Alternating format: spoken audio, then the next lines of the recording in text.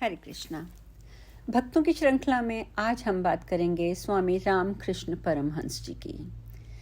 आप जानते हैं कि महान देवी भक्त थे ये, और साधना के फल स्वरूप ही वो इस निर्णय तक भी पहुंचे थे कि संसार के सभी धर्म सच्चे हैं, उनमें कोई भिन्नता नहीं है।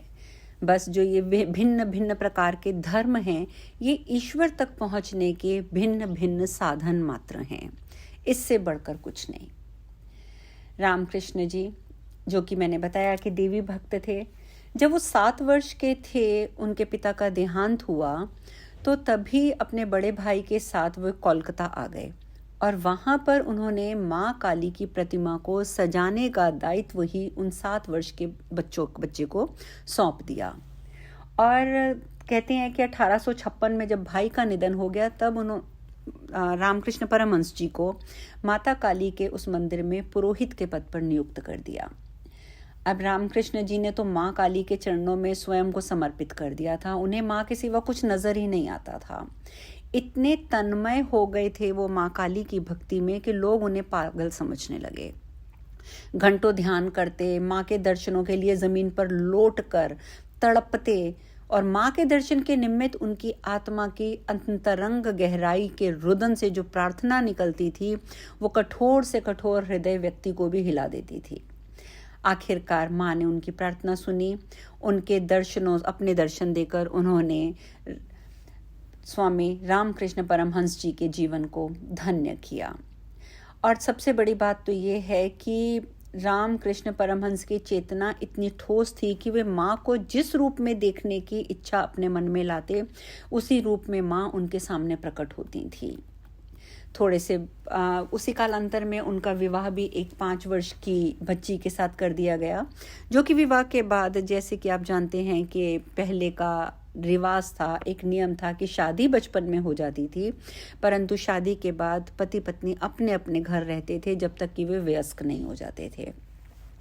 तो 18 वर्ष तक उनकी धर्म पत्नी, जिनका नाम शारदा मणि था, वो अपने घर में रहीं और 18 वर्ष के बाद वे वापस आईं अपने घर में।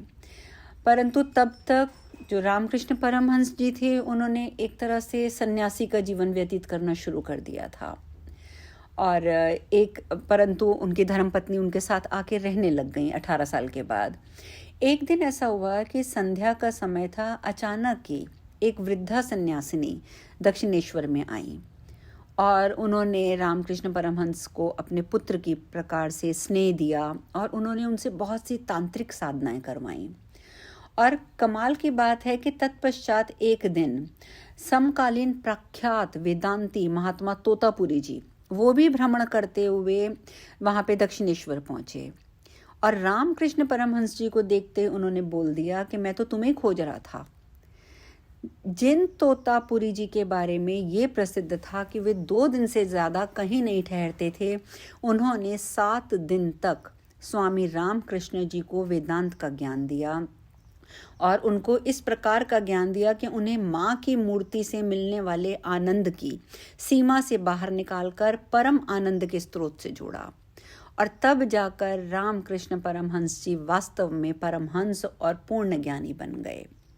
इसके बाद तो उन्होंने कई प्रकार की और साधनाएं करी और सभी धर्मों को उन्होंने एक उच्च कोटि का साधन माना भगवान को प्राप्त करने का। उन्होंने कभी ये नहीं किया कि ये धर्म अच्छा है और तो दूसरा धर्म खराब है।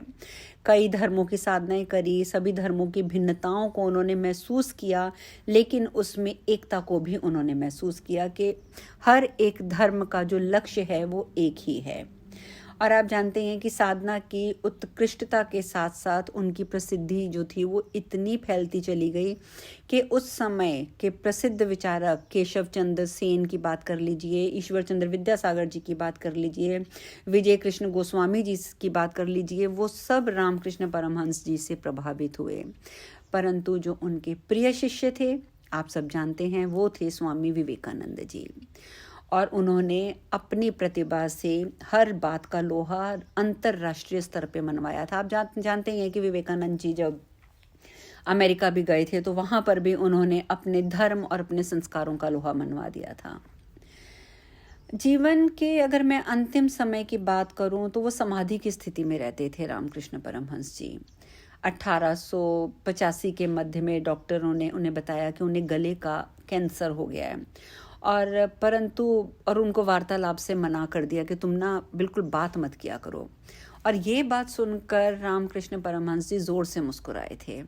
यद्यपि रामकृष्ण जी की चिकित्सा को मना कर दिया था, पर विवेकानंद जी ने आखिरी समय तक उनका इलाज करवाया, क्योंकि वे चाहते थे कि वे अपने गुरु को बचा लें।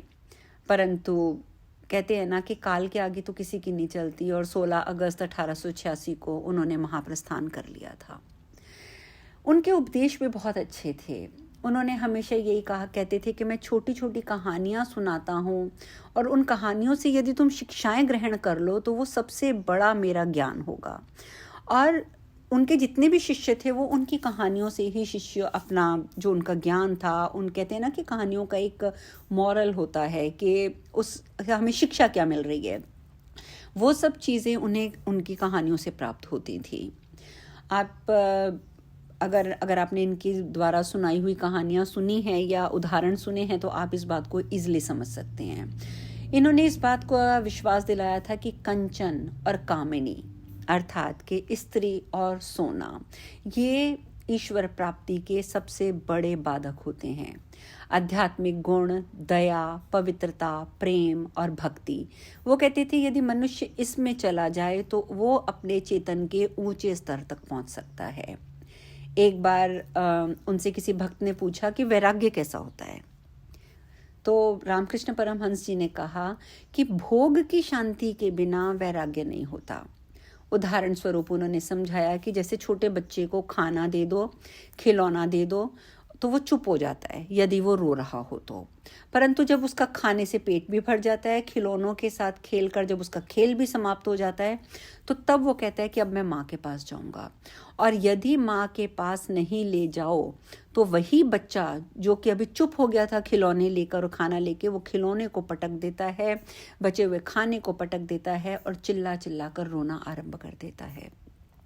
तो इसीलिए जब तक इन दो वस्तुओं में आप उलझे रहेंगे तब तक आप वैराग्य को प्राप्त नहीं कर सकते। पहले उनके साथ खेलकर उनके भोग को शांत कर दीजिए, उसके बाद आप वैराग्य की ओर बढ़िए। उन्होंने ये भी कहा कि संसार और मुक्ति दोनों ईश्वर की परम इच्छा पर निर्भर करते हैं। भगवान ने ही संसार में अज्ञान बनाकर रखा हुआ है, फिर जिस समय वे अपनी इच्छा से पुकारेंगे, जैसे ही भगवान अपनी इच्छा से पुकारेंगे उसी समय इस अज्ञान से आपकी मुक्ति हो जाएगी। जैसे लड़का खेलने बाहर गया हुआ है, माँ उसे खाने के लिए बुला लेती है, उसी प्रकार उन्हें मुक्ति देनी होगी। तब वे साधु संग, गुरु सत्संग, सतगुरु इन सब का संग कराएंगे और हमारे अंदर उस प्रभु की प्राप्ति की व्याकुलता को पैदा कर देंगे। आप जानते हैं कि जब तक ऊपर से आदेश नहीं होता तब तक कोई भी व्यक्ति सत्संग की ओर नहीं मुड़ सकता। कहते हैं ना कि जब श्रीमद् भागवत में भी यही बताया गया है कि जब पुण्य आपके एकत्र हो जाते हैं, जब आपके बहुत से पुण्य एकत्र होते हैं, तब जाकर आप सत्संग सुनने के काबिल बनते हैं।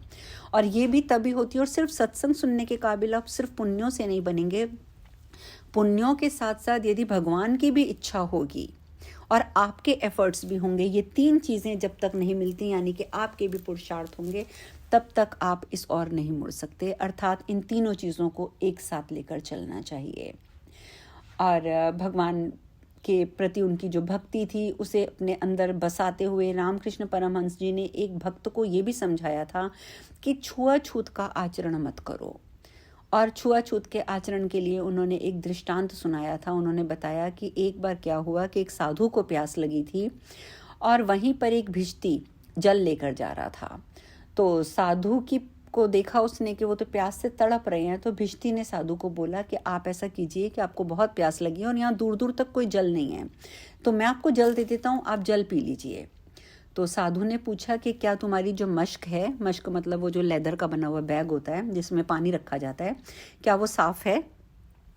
जैसे ही साधु ने ये प्रश्न किया तो भिश्ती ने उत्तर दिया, अपनी मश्क अर्थात आपका शरीर, क्योंकि वो भी तो देखिए लेदर का बना हुआ है ना। तो उन्होंने पूछा कि आपका शरीर, आपका पेट, ये जो दो चीज़ें हैं, क्या आपने कभी इनका निरीक्षण किया है?